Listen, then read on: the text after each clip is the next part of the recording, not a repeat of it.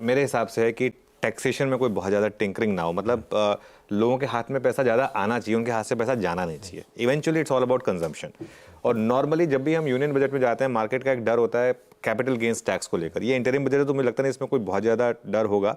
लेकिन एक चीज़ आप समझ लीजिए, मार्केट मेंटली प्रिपेयर्ड हो चुका है कि अगर और जब मोदी 3.0 गवर्नमेंट वापस आएगी, आगे जाते हुए इसमें और रैशनलाइजेशन होगा, कैपिटल गेंस टैक्स जो है लॉन्ग टर्म का वो बढ़ेगा ही आगे जाके। लेकिन उसको कॉम्पनसेट करने के लिए क्या एसटीटी कम होगा, ये मेरे ख्याल से एक इंपॉर्टेंट चीज़ है। जब एसटीटी लाया गया था वो इसीलिए लाया गया था क्योंकि कैपिटल गेंस टैक्स खत्म हुआ था, उसके बाद कैपिटल गेंस टैक्स भी लग गया, एसटीटी भी एज इट इज़ रहा। तो वो एक थोड़ी सी दिक्कत का मेरे ख्याल से मामला है।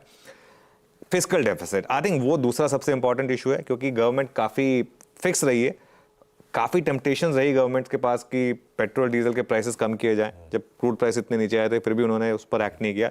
ये क्लियरली आपको बता रहा है कि इवन सब्सिडी भी काफ़ी फोकस रही है सरकार की, कहाँ देनी है कहाँ नहीं देनी है, तो वो मेरे ख्याल से कंटिन्यू करेगा।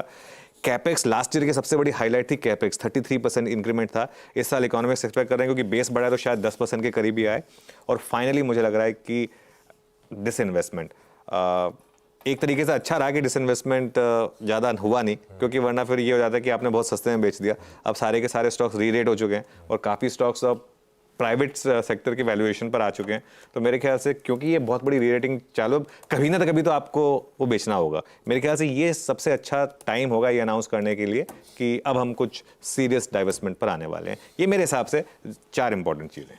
भाई रखिए, सब इंपॉर्टेंट है बाजार के लिहाज से।